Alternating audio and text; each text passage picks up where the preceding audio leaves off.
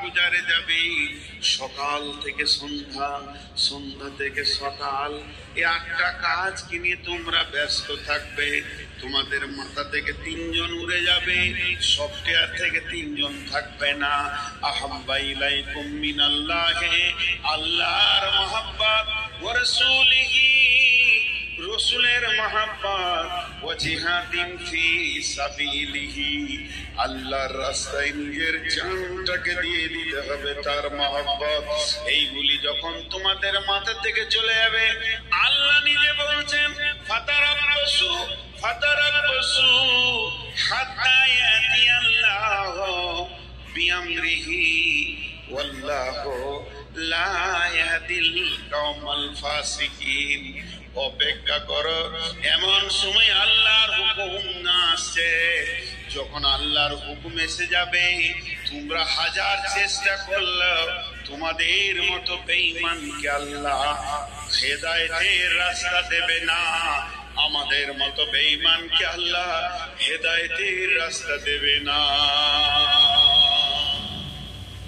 আপনার বিয়ে বাড়ি চলছে, আমাকে দাওয়াত করেছেন, কেননা আমি আপনাদের মসজিদের ইমাম। আর একজন ওনাকে দাওয়াত করেছেন, কেননা উনি মাদ্রাসার হেড মাওলানা। তাহলে উনি হলেন আপনার রসুলের তরফের কুটুম, আমি হলাম আল্লাহর তরফের কুটুম। বিয়ে বাড়িতে যেসব কীর্তি চলছে, আমরা দাঁড়িয়ে থাকতে পারলাম না, পালিয়ে গেলাম, খেলাম না গান বাজরা সিডি আর কিছু মেয়েদের অবাধ মিলাবাসা, পর্দা নাই, মাথায় কাপড় নাই, ঢুকছে বেরুচ্ছে। উনিও মাথা নামো করে শ্বশুর করে মাদ্রাসা গিয়ে 2টি মুড়ি খেয়ে নিলেন। আমিও টুকটুক করে বললাম ভাই যাচ্ছি, এখানে ইমাম থাকবে না, মসজিদে গিয়ে 2টি মুড়ি খেয়ে নিলাম। বলেন আপনার বিয়ে বাড়িতে কত কুটুম এসছে? আপনার শ্বশুর তরফের কুটুম এসছে, আপনার বেটির বিয়ে দিয়েছেন, বিয়ের তরফের কুটুম এসছে, বেটার বিয়ে দিয়েছেন, বেটার তরফে কুটুম এসছে, আপনার শ্বশুর শালার তরফে কুটুম এসছে, আপনার বিবির তরফে ভাইরা এসেছে। সবাই শান্তিতে আনন্দ করে পেট ভরে খেলো, অনুষ্ঠান শেষ করে গেল। মাত্র 2 জন খেতে পেল না, মসজিদে যে মুড়ি খেলো। পরিবেশটা এমন ছিল, এরা থাকতে পেল না। বলেন আমরা 2 জন যে ঘুরে এলাম, আল্লাহ রাজি হবে, সন্তুষ্ট হবে? আল্লাহ আপনাকে ডেকে বলবে হবিবুর, তোর বিয়েতে তোর শালার বংশ সব খেলো, তোর বিবির বংশ, তোর বেটির কুটুম, তোর বেটার কুটুম, তোর 14 গোষ্ঠী বন্ধু বান্ধব কিনা আনন্দ করলি। একবার খেয়াল করে দেখেছিস আমার মেহমানটা পালিয়ে এসেছে? আমি আল্লাহ ওখানে জায়গা পাইনি, আমার রসুল ওখানে জায়গা পাইনি। তাহলে তুই কি কেমন মুসলমান? আজকের আমাদের অবস্থা এই, আমাদের আচরণে এই। এক কথাই বলা যেতে পারে আমাদের ব্যবহারে আমাদের আল্লাহ আমাদের উপরে নারাজ আছে। এই তো দুনিয়া রাজা, এরা তো শেষ কি কাজ করবে? এই আরএসএস শেষ কাজ করতে পারবে, আপনাকে আমাকে কেটে দিবে, পুড়িয়ে দেবে। আর 2টা কথা হাদিস এসেছে যে আল্লাহ নবী বলছেন লা তুশরিক বিল্লাহি শাইআ ওয়া ইন কুতিলতা আও হুরিকতা, চালিয়ে দেখ, কেটে দেখ, কেটে দিবে, শেষ করে দেবে। এরা কেটে পুড়িয়ে মারবে, মাত্র 8 ঘন্টা 10 মিনিট 5 মিনিটের একটা কষ্ট, তার থেকে বেশি দিতে পারবে না।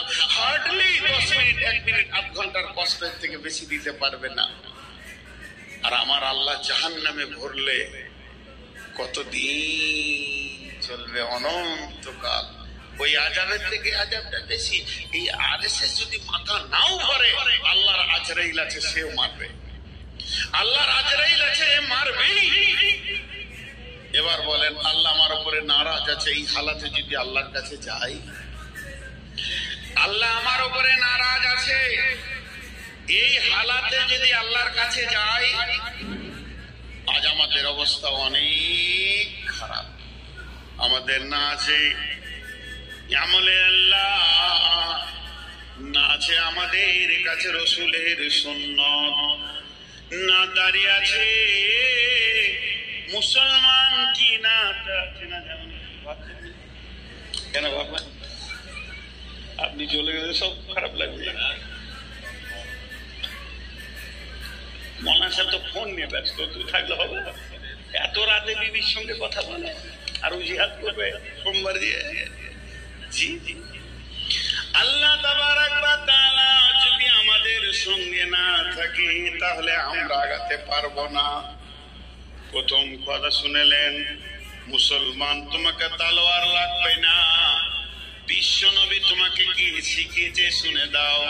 নবীজিকে প্রশ্ন করা হলো, ইয়া রাসূলুল্লাহ, আপনি পৃথিবীতে কেন এসেছেন? আপনি তো আসেননি, আপনাকে পাঠানো হয়েছে। বিশ্ব নবী আসেননি, ওনাকে পাঠানো হয়েছে। যিনি পাঠিয়েছেন তিনি আল্লাহ। তিনি আগে কোরআন রেডি করেছেন, কোরআন পাঠিয়েছেন, নবীজিকে পাঠিয়ে দেন কোরআনের ট্রেনিং দিয়ে। জীবিত কোরআন হাত পা দিয়ে বিশ্বকে দেখাবে আল্লাহ কি চাইছে। তিনি 63 বছর বয়স পর্যন্ত চাকরি করলেন। তিনি রিটায়ার হয়ে গেলেন, ফেরত চলে গেলেন। যেখান থেকে এসেছিলেন সেখানে চলে গেলেন। আল্লাহর নবী উত্তরে বললেন, বুইস্তুতিম্মু মালি মাকারিমাল আখলাক, বুইস্তুতিম্মু মালি মাকারিমাল আখলাক।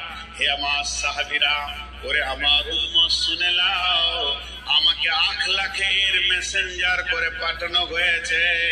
এই পৃথিবীর বুকে আমি চরিত্রের মাস্টার, অন্য কোন মাস্টার নয়।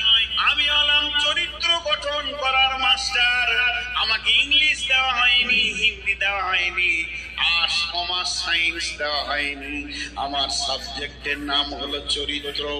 আমার চরিত্র এত ধারালো হবে তলোয়ার সেই জায়গায় পৌঁছাতে পারবে না। বিশ্ব নবীর একটা শিষ্যটার নাম হলো হযরতে উমর ফারুক, ফারুক আজম, উমর বিন খাত্তাব রাদিয়াল্লাহু তাআলা আনহু। বিশ্ব নবী পৃথিবী থেকে চলে গেলেন। বিদায়ের পরে হযরতে আবু বকরকে দেওয়া হলো ভারপ্রাপ্ত। তিনি হলেন খলিফা, আমিরুল মুমিনিন। আমিরুল মুমিনিন আবু বকর পৃথিবী থেকে চলে গেলেন। তারপরে যাকে মুসলিম জাহান দায়িত্ব দিলেন, খলিফাতুল মুসলিমিন বানালেন, আমিরুল মুমিনিন বানালেন, তিনার নাম হলো হযরতে উমর। বিশ্ব নবীর দ্বিতীয় নম্বর শিষ্য হযরতে উমর। সেই উমর যখন দায়িত্ব পেলেন মসজিদে নববী, তখন খেজুর গাছের পিলার আর খেজুর পাতার ছাওয়ানি, এটাই ছিল 18 লক্ষ বর্গ মাইলের সিংহাসন। এটাই ছিল সংসদ, এটাই ছিল পার্লামেন্ট।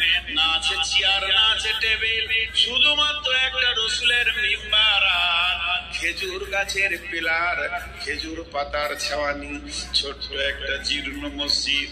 তুমি পড়ে গেছো খেজুর পাতা, তুমি পড়ে গেছো নুয়ে, খেজুর পাতার পাশা তোমার বারে বারে গেছে ক্ষয়ে, ছাই মম ছড়ে পড়িয়াছো তুমি, করিয়াছে কুটির, তুমি তো পরনি নুয়ে। তোমার খেজুর পাতার পাশা খানি বারে বারে গিয়াছে ক্ষয়ে।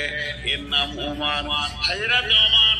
হযরত সালাত পর তসবিহ করছেন একা। 18 লক্ষ বর্গ মাইলের বাদশার কোনো বডিগার্ড নাই, না আছে কোনো দেহরক্ষী, না আছে কোনো সিকিউরিটি। বেনি মসজিদে বসে বসে তসবিহ করছেন। এমন সময় ক্লান্ত লেগেছে, শরীরটা একটু আরাম করে নি। মসজিদে বালুর ওপরে শুয়ে আছে, বালিশ নাই, একটা লেপ নাই, কেতা নাই, গদি নাই, ডানলপের গদি নাই, বালিশ তো নাই। তাহলে হাতে মাথাটা হাতের ওপরে রেখে একটু তোমরা এসেছে। এমন সময় মসজিদের দরজায় একজন ডাকছি, যা দেবেন আদব নেবেন জাহাপনা, আদব নেবেন জাহাপনা। সে তো সালাম দিবে না, সে হলো খ্রিস্টান, সে তো নাসারা, তাই বারবার বলছেন আদব নেবেন জাহাপনা। হযরত উমর উঠে দেখলেন কে, বলে আমি জেরুজালেম থেকে এসেছি, আমার নাম অমুক, আমি জেরুজালেমের একজন দূত।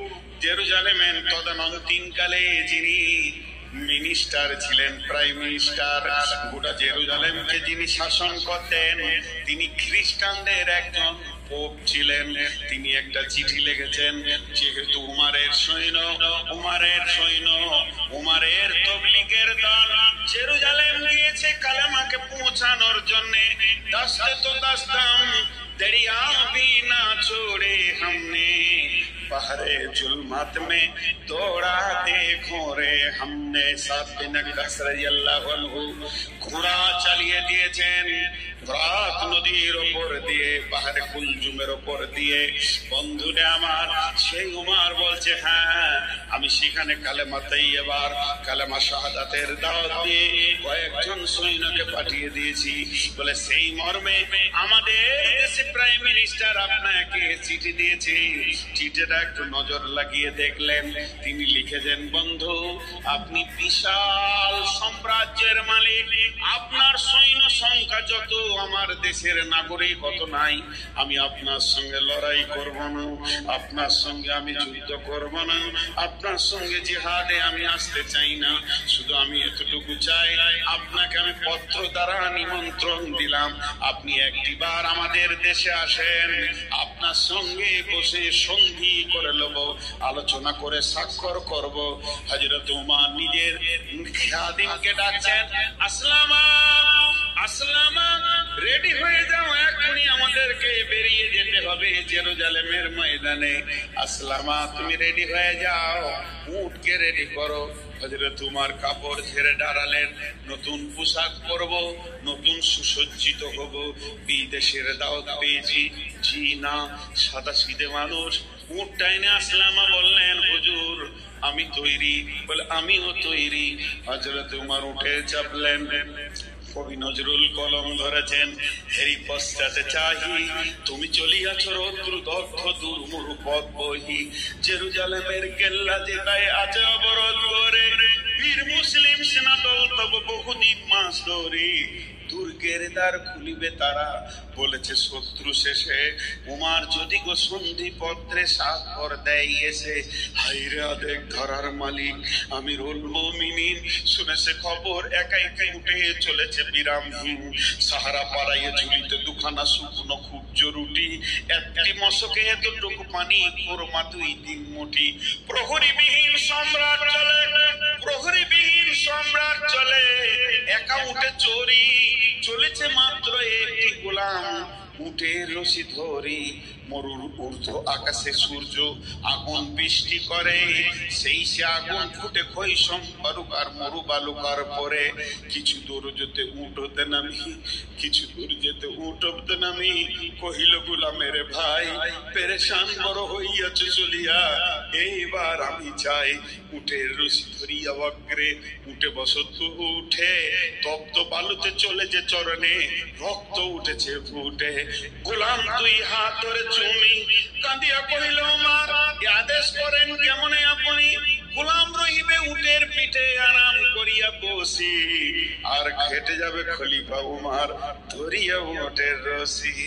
খলিফা হাসিয়া বলে তুমি জিতে গিয়ে বড় হতে চাও ভাই রে, এমনি চলে রোজ কিয়ামতে আল্লাহ যেদিন বলিবে উমর ওরে, করিনি খলিফা মুসলিম জাহানের তরে সুখ তরে তোরে, কি জবাব দিব কি করিয়া মুখ দেখাবো রসুলের ভাই, আমি তোমাদের প্রতিনিধি মাত্র, মোর অধিকার নাই, আরামে সুখের মানুষ হইয়া মানুষের নিতে সেবা, ইসলাম বলে সকলে সমান কে বড় ক্ষুদ্র কে বা।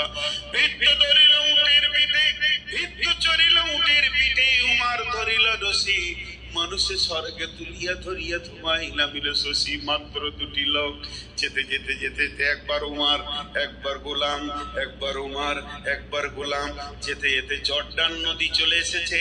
নদীটা পার হয়ে গেলি জেরুজালেম ঢুকে যাবে, পালা পড়ে গেছে, গোলাম থাকবে উটের পিঠে, আর গোলাম উটের রশি ধরে হাঁটবে। হযরতে উমর জেরুজালেম শুনতে পেয়েছে বিরাট সাম্রাজ্যের মালিক মদিনা থেকে আমাদের দেশে আসছে, সৈন্য সামন্তকে পাঠিয়ে দিয়েছে বর্ডারে, যাও স্যালুট করবে, সম্মান করবে, আদব জানাবে, তানজিম করে নিয়ে এসো।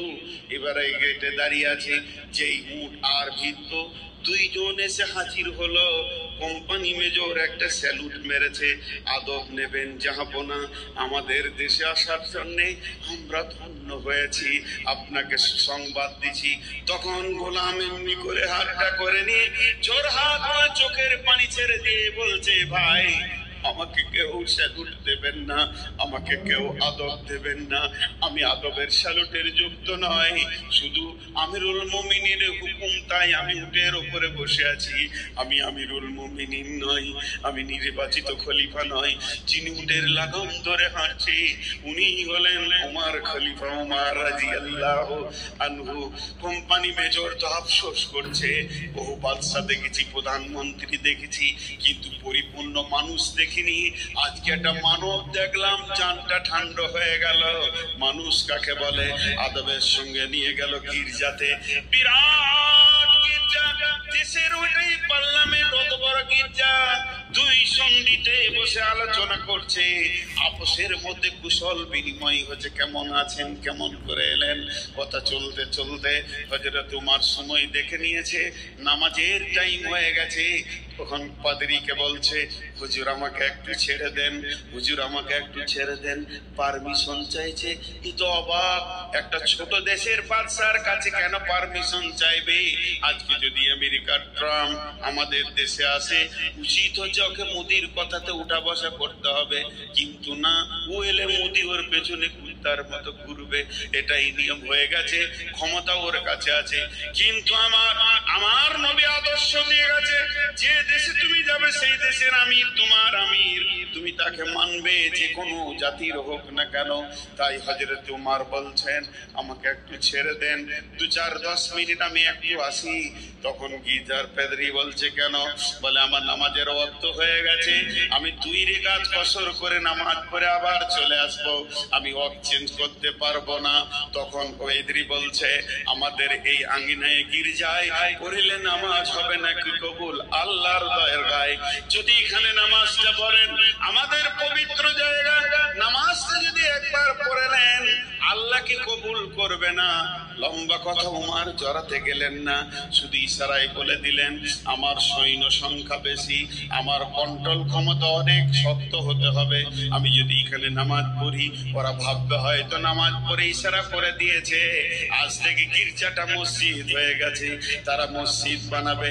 নয় কই ইসলামী ধর্ম, নয় যে খুদার বিধান, নয় যে ইসলামী ধর্ম, নয় যে খুদার বিধান, বড় মন্দিরে গির্জারে ভেঙে মসজিদে মুসলমান, এটা আল্লাহ কবুল করবে না, এটা কোনোদিন হতে পারে না। জোর করে কোনো জায়গায় মসজিদ বানানো যাবে না, আমি সৈন্য সামালতে পারবো না। তার থেকে ফাঁকা মাঠে ওই গাছতলায় গিয়ে 2 রাকাত নামাজটা আমি পড়ে চলে আসি। এমন সময় পাদ্রী বলছে, এটা কি ইসলাম? এটা কি রসুলের ফরমান? বলে, হ্যাঁ, এটা ইসলাম। ইসলাম এটা আদর্শ দিয়েছে, এটা রসুলের ফরমান। তখন পাদ্রী বলছে, হুজুর হাতটা আমার দিকে দেন। হযরত উমর হাত বাড়িয়ে দিলেন, পাদ্রী হাতটা ধরে বলছেন, আশহাদু আল্লা ইলাহা ইল্লাল্লাহ ওয়া আশহাদু আন্না মুহাম্মাদার আবদুহু ওয়া রাসূলুহু। কোনো তলোয়ার বের হয়নি, কোনো বোম বারুদের দরকার হয়নি। রসুলের চরিত্রের কত মূল্য ছিল! একটা স্যাম্পল যে গোটা জেরুজালেমকে জয় করেছে। মুসলমান, আমাদের আখলাকের তলোয়ারটা আর নাই। মুসলমান মাতাল, মুসলমান লুচ্চা, মুসলমান জুয়ারি, মুসলমান সুদারু, মুসলমান ডাঁড়ি মারে। মুসলমানদের মেয়েরা মেলার মতো জালসাতে ঘুরছে, এনজয় করছে, দোলা ভাইয়ের সাথে শালি ঘুরছে, শালিকে নিয়ে দোলা ভাই ঘুরছে, আর শালার বউকে নিয়ে দোলা ভাই ঠাট্টাই আর কি করছে। আখলাক গুলো ভিজিকিচি হয়ে গেছে, আখলাকের দড়ি কেটে চলে গেছে, আখলাক নামে তালোয়ার ভাতা হয়ে গেছে। আমাদের কাছে নাই আখলাক, চার ধারের বিনিময়ে বিশ্ব জয় করব। আর এই বেঈমান, একজন বেঈমান, নামটা আমি জানি না, বেশ সুন্দর চেহারা বেঈমানটা, মনে হয় যেন মেদিনীপুর বাড়ি, লম্বা লম্বা লেকচার দিছে, গেরুয়া পোশাক পরে। আর শেষের দালাল বলছে মসজিদ 1000 খানা আছে, যার নিচে মন্দির আছে। বন্ধুরে, মন্দির ভেঙে জীবনেও মসজিদ হবে না। মুসলমানদের একটা বাচ্চা পর্যন্ত জানে যে মুসলমানদের একদিনে, মুসলমানের একটা শিশু, মেয়ে, নারী, পুরুষ সবাই জানে মন্দির দূরের কথা, গির্জা তো দূরের কথা, মুসলমানের জায়গা কেউ জবরদখল করে মসজিদ হবে না, কেউ নামাজ পড়বে না, কেউ নামাজ পড়বে না। কত মসজিদ আছে ছোট হয়ে আছে, পাশের বাড়ির লোক জায়গা দিচ্ছে না, লোক রাখছে, মনে কষ্ট হচ্ছে তাও তার ঘাড়ে ধরে না, তাকে থাপ্পড় মারে না, যতক্ষণ পর্যন্ত স্বেচ্ছায় না দেবে মুসলমানের জায়গা তো মসজিদ হবে না। আগেকার লোকরা কি পাগল ছিল? মন্দির ভেঙে মসজিদ করেছে, কোনদিন ইতিহাস হতে পারে না। এগুলো তোমাদের মন গড়া কথা। তাই বলি ভাই আমার, আমাদের আসল অস্ত্র হলো আখলাক, আমাদের আসল শক্তি হলো আল্লাহ।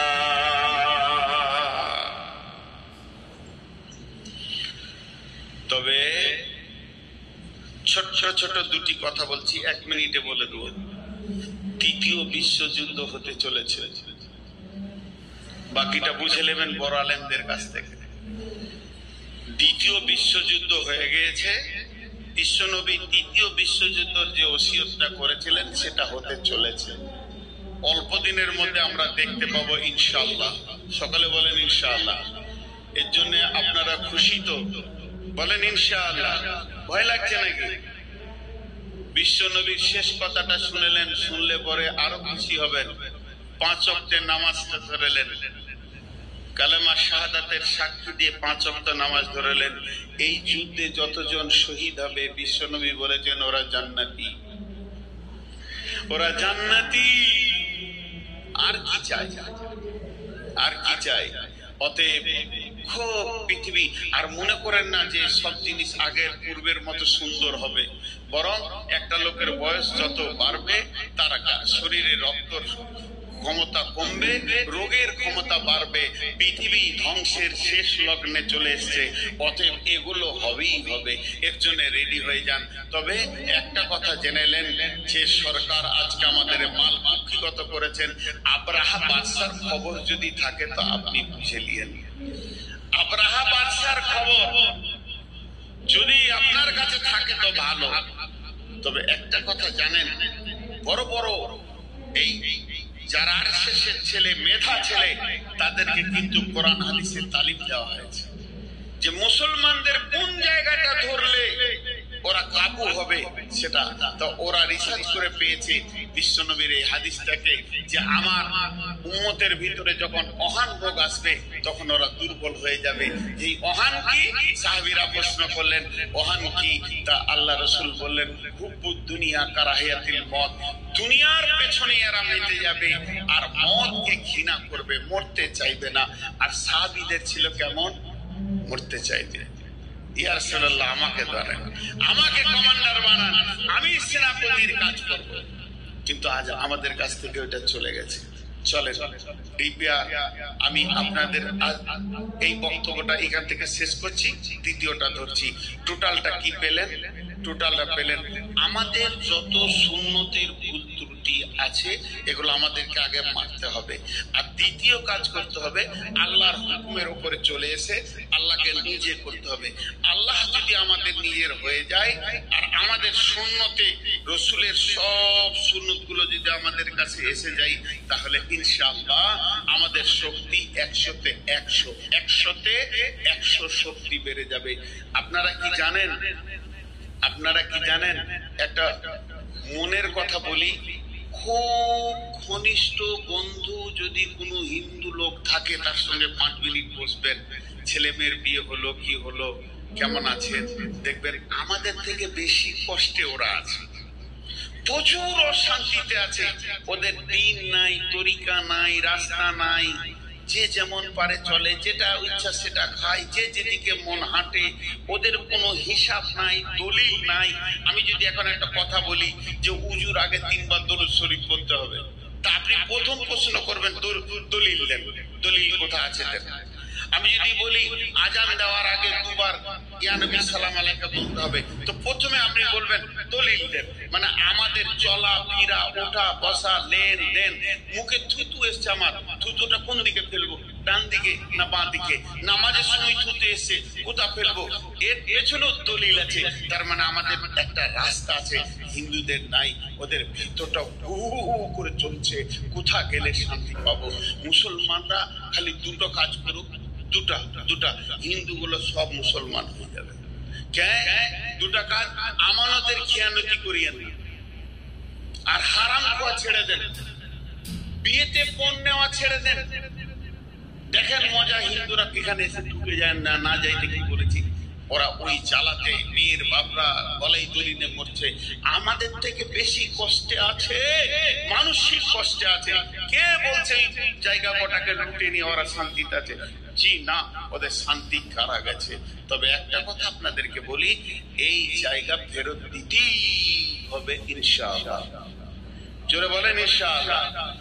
আল্লাহর মাল কেউ কখনো হজম করতে পারেনি। এখন মুশকিল হচ্ছে কি, যে একজনা খুব রেগে গেছে, ঘর ভাগ করে নিব, তো দুই ভাই টালির ঘর লাভ করে উঠে গেছে, টালি ভেঙে দেবো রে, তুই অর্ধেক নিলে আমি অর্ধেক নিলে, রেগে সব পাতি পাতি ছুঁড়ে ফেলে দিচ্ছে, খুব রেগে গেছে। আর ঘরের ওপর দিয়ে একটা 11,000 তার গেছে, রাগে ওটা কি ধরলেছে, তো ওই ফুটে গেল। তো এতদিন যা করছিল এই বেঈমানেরা, আল্লাহর জমিতে হাত দিয়ে দিয়েছে। তা আল্লাহ তো সে আমাদের মতো ফট করে থাপ্পড় মেরে দেয় না, 16 ধীরে ধীরে নেবে, এমন নেবে বিজেপি নামে শব্দটা ভারতের মাটিতে থাকবে না ইনশাআল্লাহ। ইনশাআল্লাহ থাকবে না। কেন? হাত দিয়েছে আল্লাহর মালে। আমরা যতই গুনাহ করি, আমরা কার গোলাম? আল্লাহর গোলাম। এটা মুসলমানদের জানা আছে। যতই গুনাহ করি, পাপ করতে করতে বহু দূর চলে গেছি, শুধু আমি আবেদন করছি আপনাদের কাছে, পাপের দরজাগুলো বন্ধ করে এবার মসজিদে ঢুকে যাই। এবার দ্বিতীয় সলিউশন এখন আমাদের করণীয় কি? আল্লাহ বলছেন, বিসমিল্লাহির রহমানির রহিম, ওয়াদাল্লাহুল্লাযীনা আমানু মিনকুম وعاملوا الصالحات لا يستخلفنهم في الأرض كما استخلف الذين من قبلكم। এই ওয়াদাটা আল্লাহর ওয়াদা, মানুষের ওয়াদা নয়। আল্লাহর ওয়াদা সত্য, ওয়াদাল্লাহি হাক্কান, আল্লাহর ওয়াদা সত্য, জীবনে আল্লাহর ওয়াদা একটা মিথ্যা হবে না। আল্লাহ বলছে, আমি তোদের সঙ্গে ওয়াদা করছি, মুর্শিদাবাদের লোক, আমি আল্লাহ নিজে ওয়াদা করছি, শুনেলে, ওয়াদাল্লাহুল্লাযীনা আমানু মিনকুম, হে ঈমানদার, তোমাদের কাছে আমি ওয়াদা করছি, ওয়াআমিলুস সলিহাতি, ওয়াআমিলুস সলিহাতি, তোমরা 100 জনে 100 জন মসজিদে ঢুকে যাও, মসজিদে 100তে 100 জন ঢুকে যাও, তোমরা আমার সঙ্গে ওয়াদা করো, আল্লাহ আমরা যতজন আছি এতদিন ভুল করেছি, আর তো ভুল করব না, এখন আমরা মসজিদে চলে যাচ্ছি, ঢুকে যাও। আল্লাহ রসুলের একটা উদাহরণ দেবো আপনাকে। উদাহরণটা আমার ব্রেনের লাই, এটা আল্লাহ রসুল দিয়েছেন। একটা ঘোড়াকে যে উদাহরণ দিয়েছেন, ঘোড়া যখন কোনো ময়দানে ওর মালিক ওকে খোঁটা দিয়ে চড়তে দেয়, টাঙতে দেয়, আমাদের বর্তমানের ভাষা হলো টেঙে দিয়েছে, মানে ওই বাঁধা আছে দড়িতে, কোথাও যেতে পারবে না। তো ঘোড়ার তো শিং নাই, গলায় বাঁধা যায় না, তাহলে তো বেরিয়ে পালাবে। ঘোড়া দুইটা পায়ে বেঁধে দেয়, দুটা পাকে আগে বাঁধবে এতটা ডিস্টেন্স করে, যে মাঝে দড়িটা বেঁধে একটা খোঁটা পিটিয়ে দেয়। আল্লাহ রসুল ওই ঘোড়াটার উদাহরণ দিচ্ছে, যে ঘোড়ার মালিক এক সবুজ ময়দানে তাকে ঘোড়ার খোঁটা বেঁধে তাকে খোঁটাটা মজবুত করে পিটিয়ে দেয়। ঘোড়া চড়তে থাকে, ঘোড়া চড়তে থাকে, চড়া গায়ে ঘাসে ঘুরে ঘুরে ঘুরে ঘুরে ঘুরে ঘুরে খায়, এক দাঁত থেকে খায়। যখন চড়তে থাকে ঘোড়া অনেক আনন্দ হয়, আমি খেতে পাচ্ছি, এই আনন্দে আত্মহারা হয়ে সে ভুলে যায় আমি কোথা আছি, আমার মালিক আমাকে খুঁটা বেঁধে দিয়েছে। এইটা ভুলে গিয়ে সে তখন সোজা হাঁটতে শুরু করে। যখন সে সোজা হাঁটে, দড়িটা যত দূর পর্যন্ত হাঁটবে, এর ফলে যখন সে পা তুলবে তখন দড়ি তাকে ছিটকা মেরে দেয়। আর দড়ি তাকে একটা কথা বলে, সেই কথাটা কি? দড়িটা বলে, ঘোড়া রে, তুই স্বাধীন নস, তোর একটা মালিক আছে, সে তোকে বেঁধে রেখে চলে গেছে। ঘোড়াটা তখন দড়িটা দিকে তাকায়, তাকিয়ে তাকিয়ে নিজের মনকে বলে, মন রে, আমি স্বাধীন নয়, আমার জীবনের একটা মালিক আছে, সেই মালিক আমাকে বেঁধে দিয়েছে। আমি একটা সীমার মধ্যে বাঁধা আছি, 50 ফুট হোক 60 ফুট হোক, এটা আমার মালিক আমাকে দিয়েছে। এত দূর পর্যন্ত যাব, তার বাইরে যখনই পা তুলব তখনই আমার টানা পড়ে যাবে। তখন ঘোড়া ওই দড়িটা দেখতে দেখতে দেখতে দেখতে গিয়ে খুঁটাটার দিকে তাকিয়ে দেখে, আর মনে মনে বলে, মন রে, তুই এই খুঁটার আবদ্ধেই রয়েছিস রে মন, তোকে এই খুঁটার মধ্যে দিয়ে তোর মালিক চলে গেছে। এটা বিশ্ব নবী উদাহরণটা দিলেন কেন, এমন করে বললেন কেন?